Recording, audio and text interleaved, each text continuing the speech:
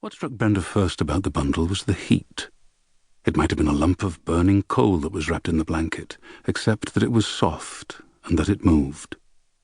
When she held it against her breast, something in her insides flipped like a fish. "Oh!" she said, a weak gasp of surprise and happy dismay. The woman was speaking to her again, but she wasn't listening. From deep down in the folds of the blanket, a tiny, filmy eye was regarding her with what seemed an expression of dispassionate interest. Her throat thickened, and she was afraid the morning's waterworks might start up again. "Thank you," she said. It was all she could think to say, although she wasn't sure who it was she was thanking, or for what.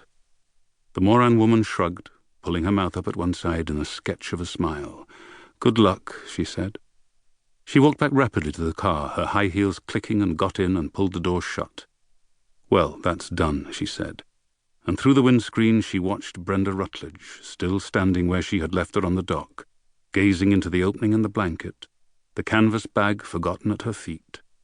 "Look at her," she said sourly. "Think she's the Blessed Virgin." The driver made no comment, only started up the car. Part 1, Chapter 1. It was not the dead that seemed to Quirke uncanny, but the living. When he walked into the morgue long after midnight and saw Malachi Griffin there, he felt a shiver along his spine that was to prove prophetic, a tremor of troubles to come. Mal was in Quirke's office, sitting at the desk. Quirke stopped in the unlit body room, among the shrouded forms on their trolleys, and watched him through the open doorway. He was seated with his back to the door, leaning forward intently in his steel-framed spectacles, the desk lamp lighting the left side of his face and making an angry pink glow through the shell of his ear. He had a file open on the desk before him and was writing in it with peculiar awkwardness. This would have struck Quirke as stranger than it did if he hadn't been drunk.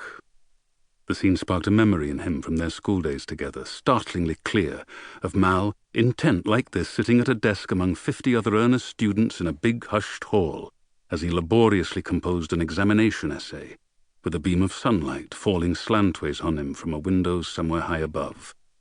A quarter of a century later he still had that smooth seal's head of oiled black hair, scrupulously combed and parted. Sensing a presence behind him, Mal turned his face and peered into the shadowy dark of the body room. Quirke waited a moment and then stepped forward, with some unsteadiness, into the light in the doorway. "Quirke!" Mal said, recognizing him with relief and giving an exasperated sigh. "For God's sake!" Mal was in evening clothes, but uncharacteristically unbuttoned, his bow tie undone and the collar of his white dress shirt open. Quirke, groping in his pockets for his cigarettes, contemplated him, noting the way he put his forearm quickly over the file to hide it, and was reminded again of school. "Working late?" Quirke said, and grinned crookedly, the alcohol allowing him to think it a telling piece of wit. "What are you doing here?" Mal said, too loudly, ignoring the question. He pushed the spectacles up the damp bridge of his nose with the tap of a fingertip. He was nervous. Quirke pointed to the ceiling. "Party," he said. "Upstairs." Mal assumed his consultant's face, frowning imperiously. "Party? What party?"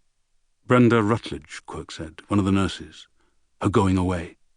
Mal's frown deepened. "Rutledge?" Quirke was suddenly bored. He asked if Mal had a cigarette, for he seemed to have none of his own, but Mal ignored this question too. He stood up, deftly sweeping the file with him, still trying to hide it under his arm.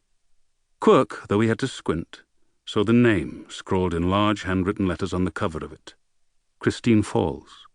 Mal's fountain pen was on the desk, a Parker, fat and black and shiny with a gold nib, no doubt, 22 carat or more if it was possible.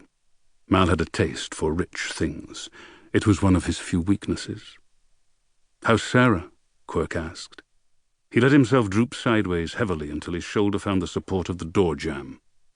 He felt dizzy, and everything was keeping up a flickering, leftward lurch. He was at the rueful stage of having drunk too much and knowing that there was nothing to be done but wait until the effects wore off. Mal had his back to him, putting the file into a drawer of the tall grey filing cabinet. "She's well," Mal said. "We were at a night's dinner. I sent her home in a taxi." "Nights?" Quirke said, widening his eyes blearily. Mal turned to him a blank, expressionless look, the lenses of his glasses flashing. "Of St. Patrick."